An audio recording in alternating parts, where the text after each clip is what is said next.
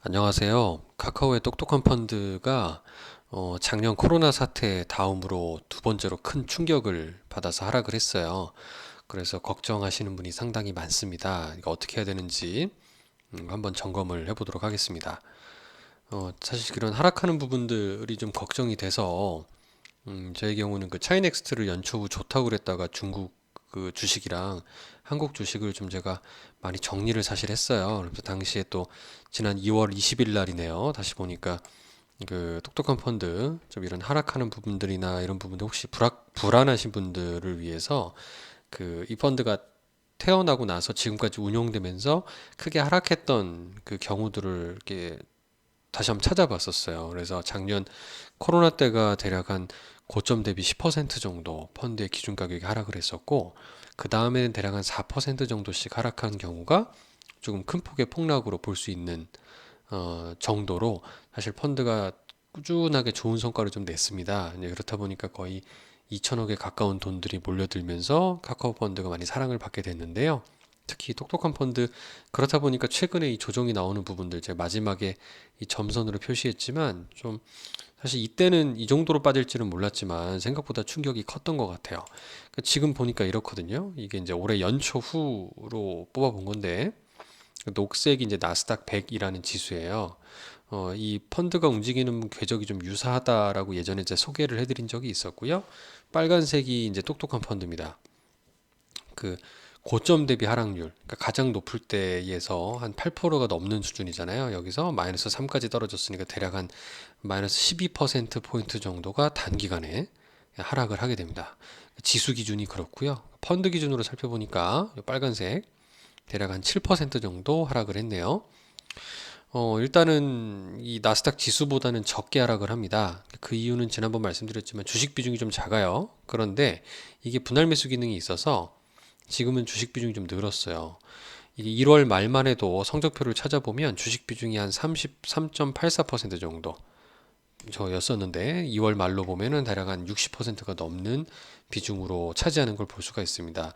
그럼 왜 갑자기 주식 비중이 늘었냐? 갑자기 이걸 되게 불안하게 생각하는 분도 있어요. 왜냐하면 주식 비중이 늘어났는데 여기서 더 하락하면은 그때는 더 충격이 크게 나타날 거잖아요. 근데 이제 반대로 반등해서 상승한다 그럴 때는 주식 비중이 높은 게 유리하겠죠.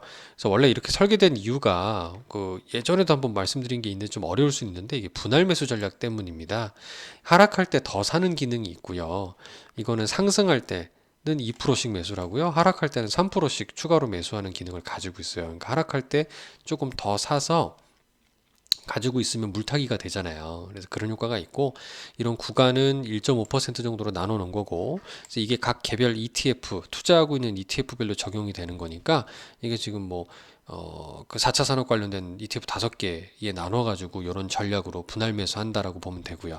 그러니까 아마 시장이 하락할 때 더 샀지 않았을까. 그렇죠? 하락할 때 이제 분할 매수가 이제 들어가서 2월 말이 됐을 때는 주식 비중이 높아졌는데 반등하는 듯 하다가 3월 달에 하락할 때는 이제 주식 비중이 60%돼 있는 상황에서 이제 또 한번 크게 하락을 해버리니까 이때는 이제 하락폭이 크게 나타나는 경험을 하게 됩니다.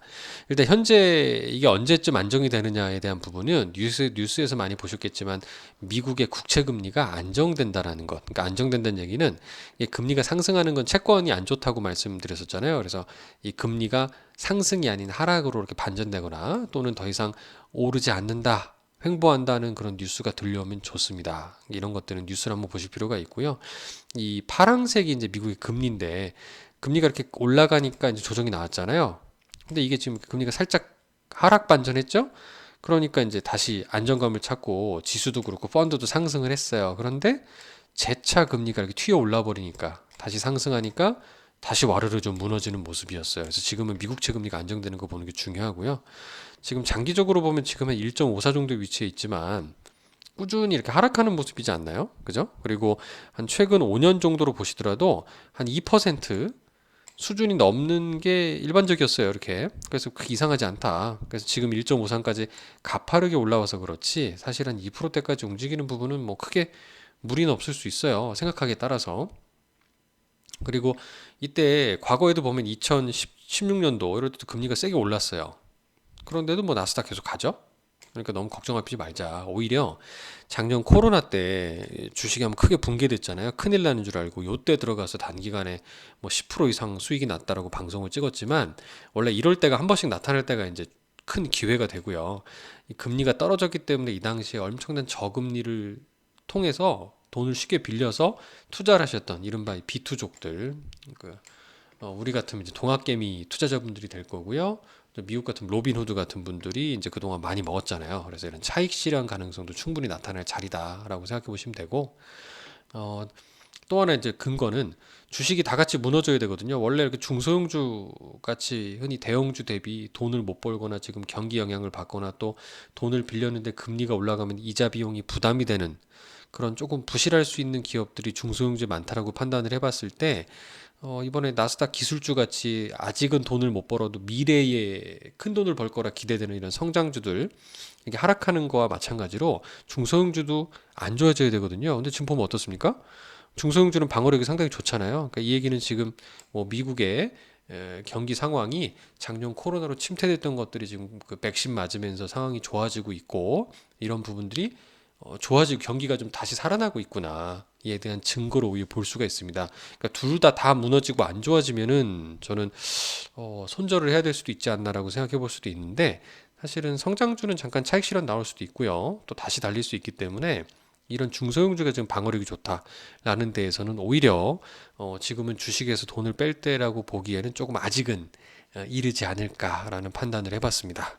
네, 너무 걱정하지 마시고요. 근본 조정도 한번 같이 한번 기다려 보셨으면 좋겠습니다. 감사합니다.